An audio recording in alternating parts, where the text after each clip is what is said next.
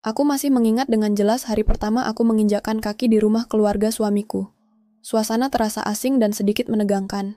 Sebelumnya, aku hidup mandiri di kota sebagai wanita karier, terbiasa dengan ritme kehidupan yang serba cepat dan ruang pribadi yang lapang. Kini, setelah menikah dan sedang mengandung anak pertama, aku harus menyesuaikan diri dengan kehidupan yang jauh berbeda. Tinggal di rumah mertua, bersama banyak anggota keluarga. Rumah itu besar, namun terasa penuh. Bukan hanya aku dan Damar suamiku yang tinggal di sana. Ada kedua orang tuanya, adik-adiknya, bahkan sesekali saudara jauh yang datang menginap. Awalnya aku berusaha berpikir positif. Lebih banyak orang, artinya lebih banyak bantuan, lebih banyak kehangatan keluarga. Tapi nyatanya, aku justru sering merasa terasing. Damar yang sibuk bekerja, hampir setiap hari membuatku lebih sering menghabiskan waktu sendiri di rumah bersama ibu mertua, dua adik ipar remaja, dan tentu saja, ayah mertuaku, Pak Wirya. Pak Wirya adalah sosok yang keras kepala dan disiplin. Segala sesuatu di rumah ini berjalan dengan aturan yang tak tertulis, tapi sangat terasa. Jadwal makan, kebersihan rumah, suara televisi, semua ada batasnya. Aku berusaha sebaik mungkin menyesuaikan diri, meskipun seringkali terasa melelahkan, terutama karena aku sedang hamil besar dan mudah lelah. Pagi itu, seperti biasa, aku terbangun lebih awal. Entah kenapa, sejak memasuki trimester ketiga kehamilan, aku sering merasa gelisah di pagi hari. Nafas terasa berat, dan pikiranku pun penuh kekhawatiran tentang persalinan, tentang peran baruku sebagai ibu, dan juga tentang rumah ini. Aku keluar kamar pelan-pelan, tak ingin membangunkan Damar. Rumah masih sunyi. Ibu mertua mungkin masih terlelap, dan suasana cukup tenang. Aku menuju dapur, memutuskan untuk mulai hari lebih awal dengan menyiapkan sarapan dan membereskan sedikit kekacauan di meja makan. Saat sedang mencuci piring sisa semalam, aku mendengar langkah kaki. Suara sandal yang berat di lantai keramik. Aku menoleh sekilas. Pak Wirya. Ia berjalan dari arah kamarnya, mengenakan sarung dan kaos oblong lusuh, tampak belum sepenuhnya sadar. Aku segera memalingkan pandangan dan kembali ke cucian piring, berusaha terlihat biasa saja. Namun, ada sesuatu dari caranya berjalan yang membuatku sedikit kaku. Tatapan matanya ketika melintasi dapur terasa agak menyelidik. Mungkin hanya perasaanku saja, mungkin karena aku belum cukup mengenalnya dan masih dalam tahap beradaptasi. Tapi tetap saja ada rasa canggung yang tidak bisa kutepis. Ia hanya diam, berjalan pelan menuju kamar mandi tanpa sepatah kata pun. Setelah beberapa menit, aku mendengar suara air mengalir. Aku menarik napas pelan, mencoba menenangkan diri. Jangan berlebihan, Tika, kataku dalam hati. Kamu cuma belum terbiasa. Tapi perasaan ganjil itu tidak hilang begitu saja. Sejak hari itu, aku mulai lebih berhati-hati. Gerak-gerikku lebih terkontrol, langkahku lebih pelan. Pakaianku kupilih dengan lebih cermat. Bukan karena ada yang salah secara nyata, tapi karena aku tidak ingin ada celah. Celah yang bisa membuat siapapun salah paham. Atau celah yang membuatku merasa tidak nyaman di rumah ini. Dan pagi itu menjadi awal dari perasaanku yang terus berkembang. Bahwa meskipun rumah ini adalah tempat suamiku tumbuh besar, belum tentu aku bisa langsung merasa bahwa rumah ini adalah milikku juga. Hari-hari berlalu dengan ritme yang nyaris sama setiap harinya. Damar semakin sibuk di kantor, dan aku semakin sering sendirian di rumah. Ibu mertua cukup perhatian, meski kadang perhatian itu terasa lebih seperti pengawasan. Tapi, aku menghargainya. Ia sering masuk ke kamar hanya untuk memastikan aku sudah makan atau menawariku teh hangat saat sedang istirahat. Namun, justru dari sosok yang jarang bicara, aku mulai merasakan ketegangan yang tidak bisa kutunjuk secara jelas. Pak Wirya. Entah mengapa, aku merasa setiap pertemuan singkat dengannya selalu menyisakan kesan yang tidak biasa. Seperti ada jeda aneh di antara kalimat-kalimatnya, atau tatapan yang bertahan sepersekian detik terlalu lama. Suatu pagi, ketika ibu mertua pergi ke rumah tetangga untuk menghadiri arisan, aku duduk di ruang makan sambil membaca buku. Damar sudah berangkat sejak subuh dan suasana rumah begitu hening. Hanya terdengar suara kipas angin tua di sudut ruangan. Pak Wirya muncul dari belakang rumah, membawa ember kecil berisi tanah. Tangannya kotor dan wajahnya dipenuhi keringat. Ia memang gemar berkebun di halaman samping. Aku berdiri spontan. Pak, saya buatkan teh. Ya, tawarku dengan nada hati-hati. Ia menatapku sebentar, lalu mengangguk. Boleh, teh panas ya, yang manis sedikit. Aku segera ke dapur, menyiapkan teh seperti biasa. Saat membawanya ke halaman samping, ia sedang jongkok, memasukkan bibit cabai ke dalam pot kecil. Aku meletakkan teh itu di meja kecil dekat bangku taman. Saya taruh di sini ya, Pak, ujarku sambil tersenyum. Ia menoleh dan mengangguk, namun tatapannya terasa berbeda. Bukan marah, bukan ramah, tapi seperti menimbang sesuatu yang tak dia ucapkan. Kamu nggak capek? Udah gede begitu perutnya? Tanyanya, nadanya datar tapi penuh perhatian. Kadang pegal, Pak. Tapi kata bidan harus tetap banyak gerak biar nggak lemes. Jawabku sopan. Ia tertawa kecil, lalu duduk di bangku. Aku ragu-ragu, tapi akhirnya duduk juga. Menjaga jarak, tentu saja. Dulu ibu kamu juga kayak gitu? Tanyanya lagi. Tiba-tiba. Aku mengerutkan kening, agak bingung dengan maksud pertanyaannya. Maksudnya, Pak? Waktu hamil kamu. Apa dulu ibumu juga rajin jalan pagi, kerja di rumah, gitu? Oh, iya, kata mama sih dulu malah masih kerja sampai usia kandungan 8 bulan. Jawabku hati-hati. Pak Wirya mengangguk-angguk, menyeruput tehnya. Wanita zaman sekarang kadang terlalu dimanja. Tapi kamu beda. Kelihatan tahan banting. Aku hanya tersenyum kecil, tak tahu harus merespons seperti apa. Beberapa detik berlalu dalam diam. Lalu, tiba-tiba ia bersuara lagi. Tapi jangan terlalu kuat juga, nanti malah bahaya buat bayinya. Insya Allah saya jaga, Pak, kataku sambil memandangi tanah di kaki sendiri. Hatiku mulai gelisah. Bukan karena ucapannya, tapi karena cara dia memandangku saat berbicara. Terlalu langsung, terlalu lama. Aku mencoba berdiri, menyudahi percakapan. Saya ke dapur dulu ya, Pak, mau cek kompor. Gumamnya pelan. Tak menahan tapi juga tak mengiyakan. Saat aku melangkah kembali ke dalam rumah, aku bisa merasakan tatapannya masih mengikutiku.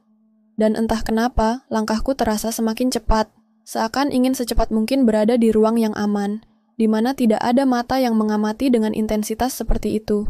Sejak hari itu, aku mulai menjaga jarak lebih ketat. Aku pastikan setiap interaksi dengan Pak Wirya terjadi di ruang terbuka, dan hanya jika perlu. Tapi itu tidak selalu mudah. Rumah ini bukan milikku. Aku tamu yang diharapkan bisa menjadi bagian keluarga, namun tetap harus tahu diri. Namun tetap saja, aku bukan perempuan bodoh. Ada hal-hal yang mungkin terlalu samar untuk dibuktikan, tapi cukup kuat untuk dirasakan. Malam itu, saat Damar pulang dan kami makan malam bersama di ruang keluarga, Pak Wirya duduk di seberang meja. Sesekali ia ikut bercanda dengan Damar, atau menanggapi celetukan adik ipar yang masih remaja. Aku berusaha tertawa di sela-sela obrolan, mencampur nasi untuk Damar seperti biasa. Tapi di sela suara sendok dan obrolan ringan, aku tahu, aku bisa merasakan, mata itu sesekali menatap ke arahku. Diam-diam, tapi tetap terasa. Dan sekali lagi, perasaan tidak nyaman itu muncul, menghantui tanpa suara. Sudah hampir sebulan aku tinggal di rumah ini, dan aku mulai belajar membedakan antara kewaspadaan dan ketakutan. Namun, sekeras apapun aku mencoba berpikir jernih, perasaan ganjil itu tak kunjung hilang. Kadang ia datang diam-diam saat aku menyapu ruang tengah. Kadang ia muncul tiba-tiba, hanya karena aku mendengar pintu kamar mandi dibuka, atau langkah kaki berat menyusuri lorong. Dan semuanya memuncak pada sore itu. Hari itu Damar pulang agak malam. Ia mengabariku lewat pesan singkat, mengatakan akan lembur, karena ada laporan yang harus diselesaikan sebelum meeting mingguan. Aku membalas singkat, meski sebenarnya dalam hati aku merasa sedikit panik, karena itu berarti aku akan lebih lama sendiri di rumah bersama mertua. Sore menjelang maghrib, aku duduk di teras depan sambil mengipasi diri. Udara lembab dan nyamuk mulai berdatangan. Ibu mertua belum pulang dari pengajian, dan dua adik ipar sedang pergi main ke rumah teman mereka. Rumah terasa sunyi. Hanya suara televisi dari ruang keluarga yang terdengar samar. Aku masuk ke dalam hendak menyalakan lampu dapur. Saat melewati lorong sempit menuju ruang tengah, aku dikejutkan oleh suara pintu terbuka. Pintu kamar Pak Wirya. Sudah mandi? Tanyanya. Tiba-tiba muncul dari balik pintu, hanya mengenakan kaos singlet dan celana pendek rumah. Rambutnya masih basah. Oh, belum, Pak. Nanti habis maghrib. Jawabku kaku. Ia hanya mengangguk pelan, tapi langkahnya mendekat. Entah kenapa, lorong yang biasanya hanya terasa sempit kini, serasa menyempitkan napasku. Aku menoleh, berniat langsung ke dapur, tapi tiba-tiba ia memanggil pelan. Tika, sebentar. Aku berhenti, tapi tak berbalik sepenuhnya. Ya, Pak, ayah cuma mau tanya, katanya, mendekat sedikit. Kamu tuh betah nggak tinggal di sini? Pertanyaan yang aneh, dan waktunya lebih aneh lagi. Saya usahakan betah, Pak. Namanya juga menyesuaikan diri. Jawabku sopan, menunduk sedikit. Ayah tahu ini semua baru buat kamu, Tapi kamu hebat, ibu kamu pasti bangga. Aku hanya tersenyum kecil. Tapi belum sempat aku berkata apa-apa. Aku bisa merasakan jarak antara kami terlalu dekat. Bayangan tubuhnya jatuh ke lantai, memanjang, menyentuh ujung kakiku. Tiba-tiba tangannya terulur, menyentuh lengan atasku dengan pelan. Terlalu pelan untuk sebuah alasan yang masuk akal. Jangan terlalu keras sama diri sendiri. Kalau ada yang kamu butuhkan, bilang aja ke ayah. Aku mundur satu langkah. Iya, Pak. Terima kasih. Saya ke dapur dulu ya. Wajahnya tidak menunjukkan ekspresi marah. Justru seperti menyesali sesuatu yang tak diucapkan. Tapi bagiku, sentuhan itu sudah cukup sebagai isyarat. Ada garis yang tak boleh dilewati. Dan sore itu, aku tahu garis itu telah disentuh.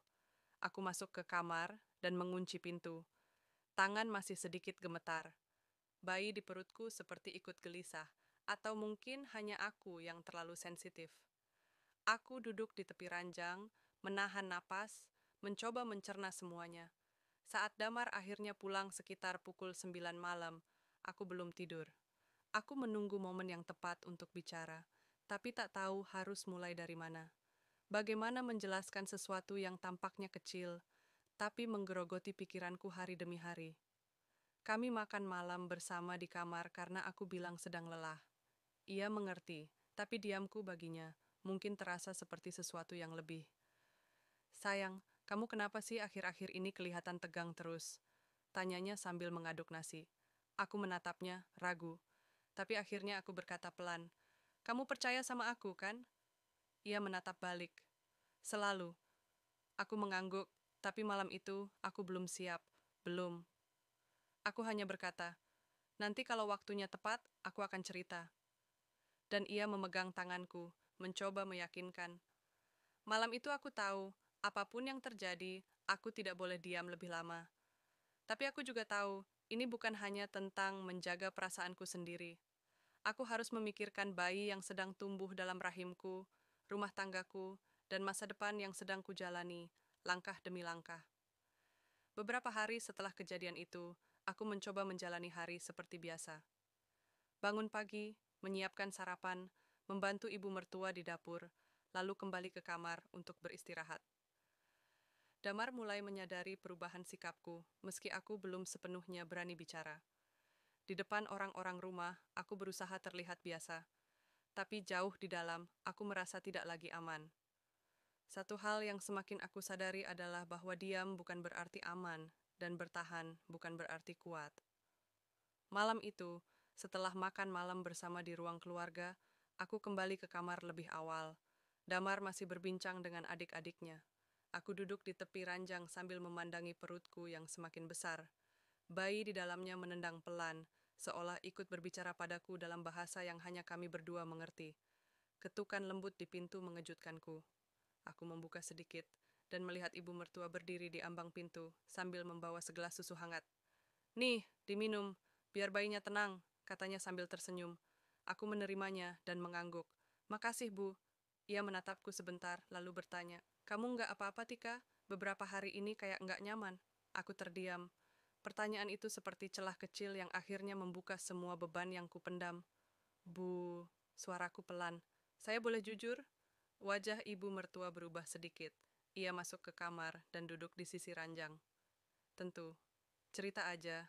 Aku menarik napas panjang.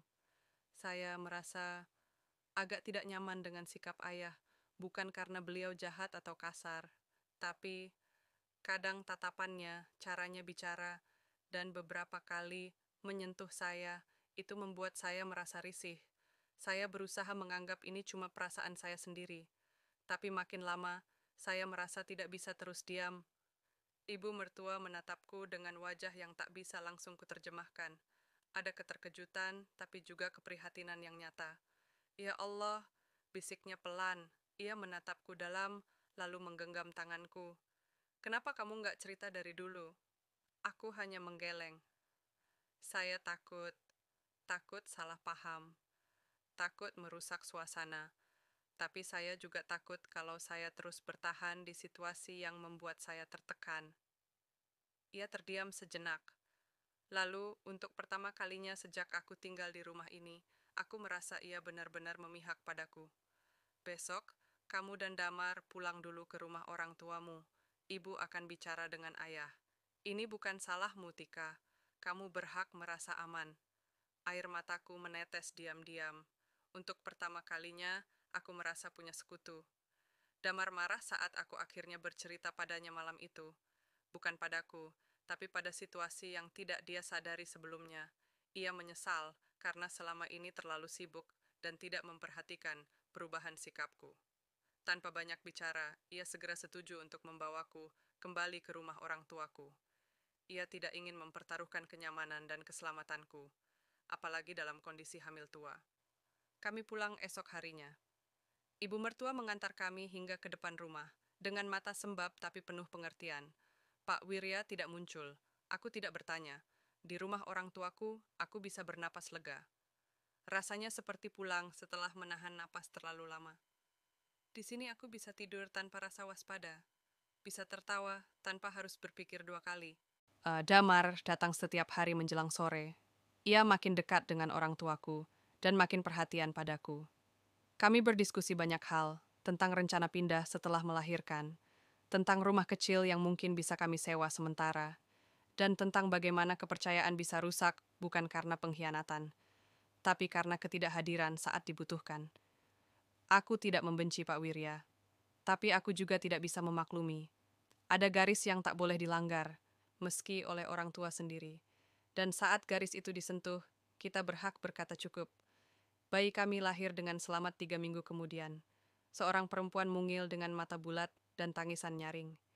Ia datang membawa harapan, sekaligus kekuatan yang tak pernah kubayangkan sebelumnya. Melihatnya, aku tahu bahwa keputusan yang kuambil bukan hanya demi diriku, tapi demi kehidupan baru yang kini kugenggam dalam pelukan. Kini, rumah bukan lagi tentang dinding dan atap, tapi tentang rasa aman. Dan sebagai seorang ibu, aku belajar bahwa memilih melindungi diri bukanlah bentuk kelemahan, melainkan keberanian yang paling sejati.